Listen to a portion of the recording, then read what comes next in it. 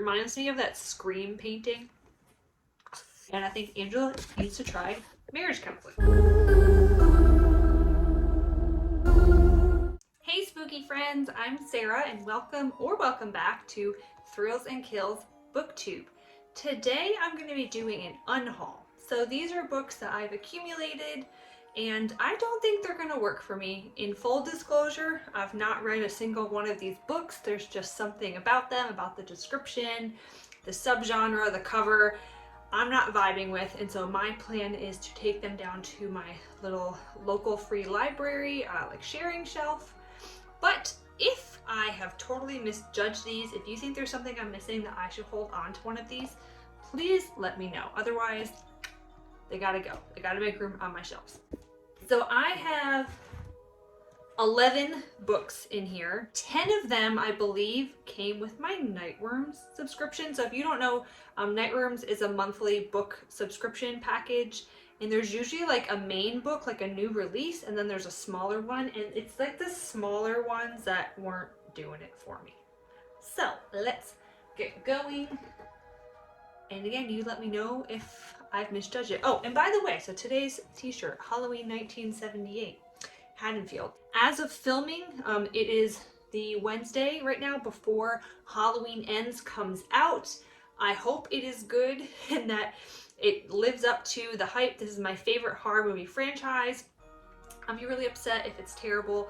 I'm seeing a lot of discussion already on the horror Reddit groups, which Reddit is like a cesspool of the internet, but a lot of people think it's going to be trash because there is continuing to be a review embargo, and they think that if the producers and the movie have asked there to be an embargo up to this close in time to the release date, it must be because they're afraid of something and they think it's not going to be a good movie.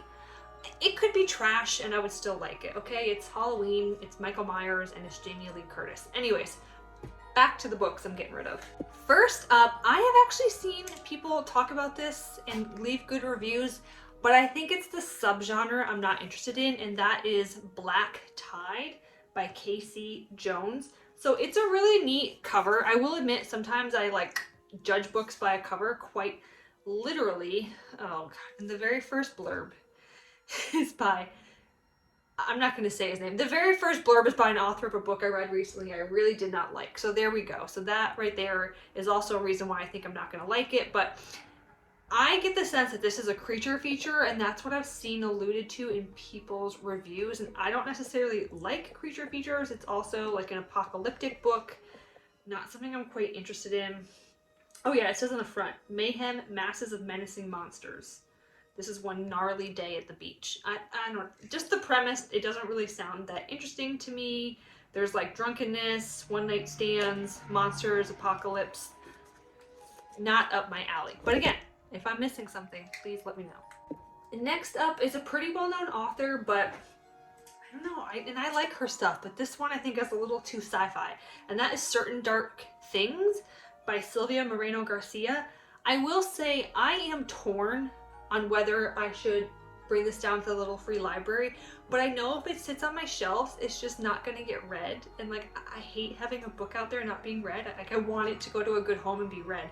I really love her other stuff though, and I like that it's got a Xolo dog on the front, a Xolo in Queetle. I don't know if I said that right. And it's got a blurb from Stephen Graham Jones saying, pulls zero punches, bears all the fangs, neo-noir that reimagines vampire lore. And other than Dracula, like vampires are not like my main type of horror I like to read. It says, welcome to Mexico City, an oasis in a sea of vampires. Domingo, a lonely garbage collecting street kid, is just trying to survive its heavily policed streets when a jaded vampire on the run swoops into his life. Atl, the descendant of Aztec blood drinkers, is smart, beautiful, and dangerous. Domingo is memorized. Vampires, humans, cops, and criminals collide in the dark streets of Mexico City. Do Atl and Domingo stand a chance of making it out alive, or will the city devour them all? I don't know. See, I'm torn. I don't know. Like, it doesn't grab me, but at the same time, like, Mexico City is one of my favorite places in the whole world. I've vacationed there multiple times. Stephen Graham Jones gives it a blurb. It's got a Xolo on the front. I like this author, but I don't know. Someone convince me either way. Because I just don't want it to sit unread on my shelves when someone could be enjoying it. Next victim. Now this one I know I'm not interested in, and this is The Doctor's Demons. Okay, first of all, I don't know, like the cover doesn't grab me. It says the denizens of hell are angry with Hannah. I have a sister named Hannah and I don't get along with her. So she's never gonna find this YouTube channel. We don't interact. But it says, child psychiatrist Hannah Cohen thought she could handle difficult cases. Medical school never prepared her for Elena, nor the demon that's possessing her. Hannah finds a way to rid Elena of her demon, but not without a price. Years later, Hannah has grown comfortable exorcising the demons of her patients until she meets Lucas. Whatever is inside of Lucas is far more powerful than anything she has faced. The denizens of hell are angry with Hannah, and they sent one of their leaders to destroy her. I don't know. I normally like possessions, but I just have... Oh, hold on. Is that where it's published? I'll have to look this up. The publisher is from the city where I went to college. That's not going to give me reason enough to keep it. I just was flipping through and saw that and thought that was interesting, but I don't have kids. I'm not going to have kids. I don't really like kids. So I don't like reading about kids. Okay, I'm sorry if that's a little too personal for you, but I just don't think I'm going to like it. The whole thing about like the psychiatrist and evil kids has been done before, so I'm not interested. But if you've got a reason, let me know. Next up is this little one called All These Subtle Deceits. Now, I have seen pictures of this all over Bookstagram. I don't know. I don't really vibe with it. So, first of all, it feels really, I don't want to say cheap, but like the way, like the typeset and the way it's written and like, it's just very small. And there's just something about it that when I look at it, I'm like, this seems like an old book from like the 70s and I don't know that I'm going to like that. But anyways, it says, Lauren Sanders has moved to Blackwell's, Colorado to escape a toxic relationship that stole 3 years of her life. Good thing it wasn't more. But her hopeful optimism of a fresh start is dashed after a brutal supernatural attack sends her screaming from a nightclub into the cold winter night. Her journey toward recovery leads her to the doorstep of William Daniels, a professional spiritual intercessor and occult consultant. Together they will descend into an occult labyrinth of dark forces and oppressive spirits. I don't know. There's something about it. Laird Barron has given it a shout out on the cover. I like occult. I like this type of thing typically, but I think it's like, it just feels kind of cheaply made, and I don't know. There's something about it. I'm just very picky. I'm sorry. I got very little time and too many books to read, but that one's not going to do it for me. Okay. I know I'm not going to like this one. This is called Twilight at the Gates. It doesn't really even have a blurb. It feels very, like, I'm sorry, but it feels very cheaply made. I feel bad if this was by someone who, like, self-published, but, because I know it's expensive. But there isn't even a blurb. It just looks like, I don't know if they're, like, astronauts. I don't know what's going on this cover, but if there's no blurb, how do I know if I'm going to like it or not? But something about it tells me I'm not going to like it. It says, this collection, I hope, will stand as a testament to my love of the Twilight Zone. I didn't like the Twilight Zone, so I'm not gonna like that either. So next up, Stargazers. Again, I don't know what's going on with this cover. It's kind of interesting, but it says, don't read with the lights on. This is my dark library. A collection of novellas, curated by Sadie Mother Horror Hartman to represent her favorite themes, tropes, and subgenres in horror fiction today. I'm sorry. So this is Mother Horror, who I love following her. I love her Instagram and I love Nightworms. I'm sorry, but I remember I had kind of like perused through it and none of the short stories were really grabbing me. Yeah. Maybe that's for someone else. It's not for me. Then we have Beautiful Atrocities, the debut collection from the author of the Juniper trilogy, which is Ross Jeffrey, which first of all, like the type is just, it's hard to even read what that says. If I have to struggle to read what the title of your book is or your name, I think we got an issue. Beautiful Atrocities collects 18 stories of literary dark fiction from the Bram Stoker Award nominated author Ross Jeffrey, who terrified us with the sensational Juniper series. Well, not me, I never read it. These chilling stories run the gamut of modern horror and will leave the reader entertained, breathless, and horrified in equal measure, but still wanting to turn the page. I think that, like, short story collections just don't work for me. That's what I've learned. It's not so much anything wrong with any of these. In fact, this is kind of cool. Like, it has little skulls. Can you see that? Little skulls in between the paragraphs. I actually have a whole skeleton tattoo back here. I love skulls. I love skellies, but I don't love short story collections, so it's not for me. Okay.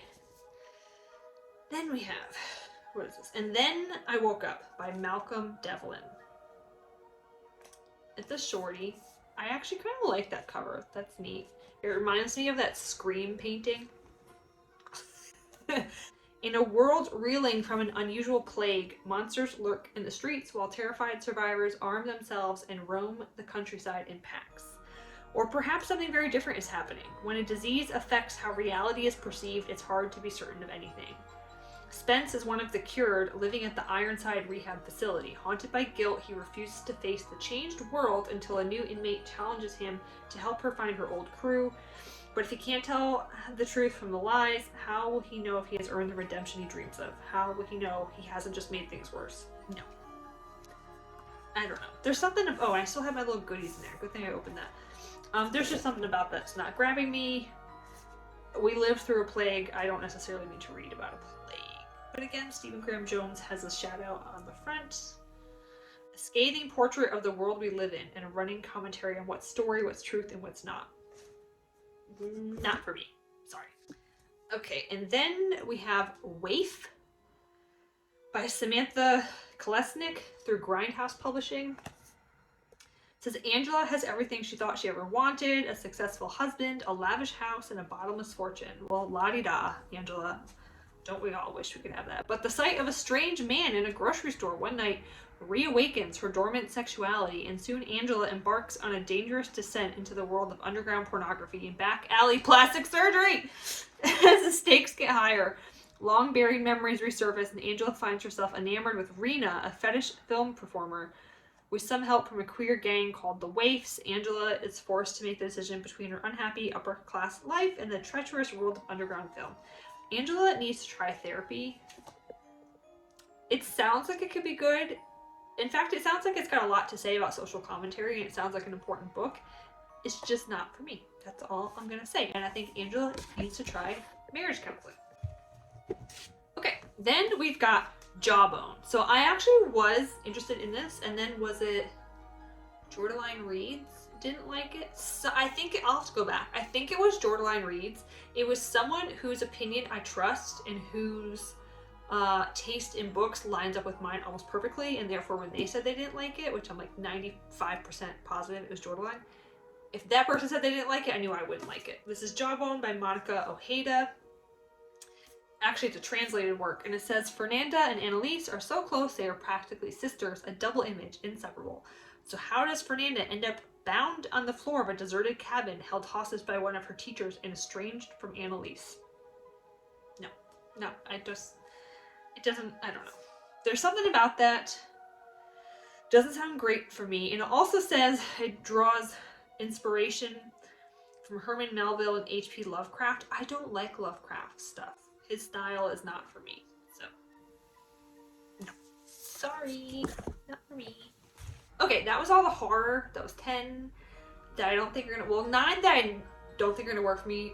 1 that I could possibly be convinced otherwise. But then I've got this one called The Body Keeps the Score. I'm really interested in learning about psychology.